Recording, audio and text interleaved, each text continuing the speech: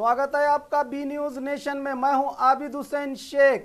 जिंदगी में विविध संगठनों और स्वयं पीड़ित लोगों ने बंद मनाते हुए दलित लड़की के समर्थन में सड़कों पर उतरे। ऐसे कई इलाकों से बलात्कारियों को फांसी देने और दलित लड़की दानम्मा को इंसाफ मिलने तक इसी तरह प्रोटेस्ट जारी रखने का इशारा दिया।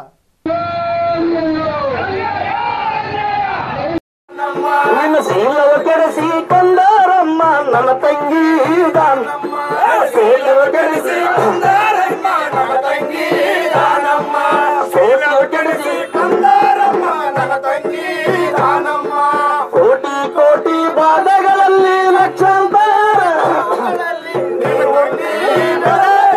ನನ್ನ ತಂಗಿ ದಾನಮ್ಮ ನೀ ಹುಟ್ಟಿ ಬೆಳೆಯಮ್ಮ ನನ್ನ ತಂಗಿ ದಾನಮ್ಮ ಮೋಸಕಪಟ ಅರಿಯದ ನಿನ್ನ ಕಣ್ಣಿಲ್ಲದ ಯಮರಾಯ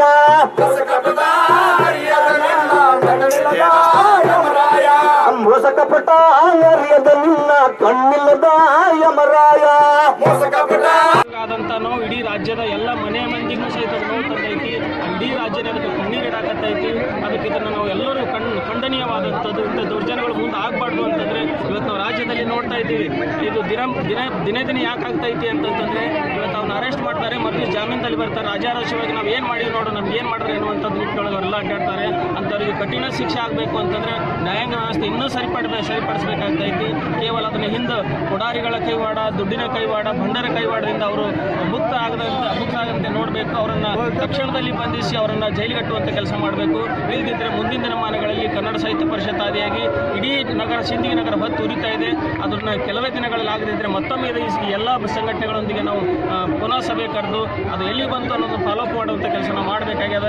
ಸನ್ಮಾನ್ಯ ಶಾಸಕರಾದಿಯಾಗಿ ಎಲ್ಲರೂ ಅದನ್ನು ಖಂಡಿಸ್ತಾ ಇದ್ದಾರೆ। ಎಲ್ಲ ಪಕ್ಷಗಳ ಮುಖಂಡರು, ಇಡೀ ಎಲ್ಲ ಸಂಘಟನೆಗಳ ಮುಖಂಡರು ಅದನ್ನು ಖಂಡಿಸ್ತಾ ಇದ್ದೀವಿ। ಅದಕ್ಕೆ ಅವರಿಗೆ ತಕ್ಕ ಶಿಕ್ಷೆ ಆಗಬೇಕು, ಬೆತ್ತಲ ಮೆರವಣಿಗೆ ಆಗಬೇಕು।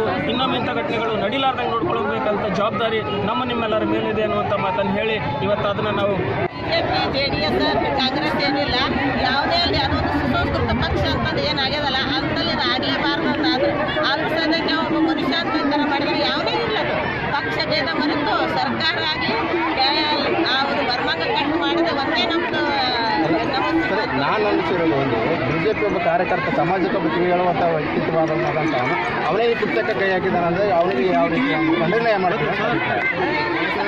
ಜವಾಬ್ದಾರಿಯುತ ವ್ಯಕ್ತಿಗಳು ಈ ಥರ ಮಾಡಿದಾಗ ನಮಗೆ ಎಲ್ಲಿ ನ್ಯಾಯ ಸಿಗ್ತದಂತ ಒಂದು ಆದ್ರೆ ಹೇಳಿಲ್ಲ ನಾನು ಅವನಿಗಾದ್ರೂ ಸಿಕ್ಕಿಸಕ್ಕೆ ಕಲ್ಲಿನ ಗಂಟು ಹೊಡಿಬೇಕು, ಯಾವುದೇ ಪಕ್ಷ ನಾವಿರಲಿ।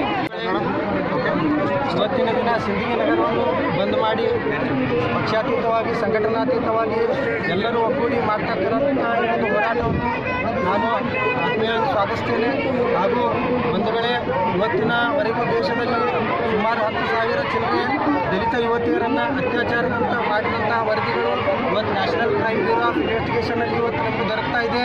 ಜೊತೆಗೆ ಸಾವಿರಾರು ಜನ ದಲಿತ ಯುವತಿಯರನ್ನು ಅಪಹರಣ ಮಾಡಿದಂಥ ಪ್ರಕರಣಗಳು ಇವತ್ತು ದಾಖಲೆಗಳಾಗಿವೆ। ಮತ್ತು ಅಲ್ಪಸಂಖ್ಯಾತರ ಮೇಲೆ, ದಲಿತರ ಮೇಲೆ, ಹಿಂದುಳಿದ ವರ್ಗಗಳ ಮೇಲೆ ನಿರಂತರವಾಗಿ ಈ ದೇಶದಲ್ಲಿ ಒಂದು ವ್ಯವಸ್ಥಿತವಾಗಿ ಒಂದು ಸಂಚಿನ ಆಧಾರದ ಮೇಲೆ ಇವತ್ತು ಹಲ್ಲೆಗಳು, ಪ್ರಕರಣಗಳು ನಡೀತಾ ಇದೆ। ನಿಮಗೆ ಗೊತ್ತಿರಬಹುದು, ರಾಜಸ್ಥಾನದಲ್ಲಿ ನಡೆದಂಥ ಒಬ್ಬ ವ್ಯಕ್ತಿಯನ್ನು ಲವ್ ಜಿಹಾದ್ ಅನ್ನುವಂಥ ಹೆಸರಿನಲ್ಲಿ ನಡೆದಂಥ ಒಂದು ಕೃತ್ಯ ಆಗಿರ್ಬೋದು। ಬಂಧುಗಳೇ, ಇವತ್ತಿನ ಪ್ರಕರಣದಲ್ಲೂ ಕೂಡ ಒಂದು ವ್ಯವಸ್ಥಿತ ಸಂಚು ಅಡಗಿದೆ। और खबरों के लिए देखते रहिए बी न्यूज नेशन।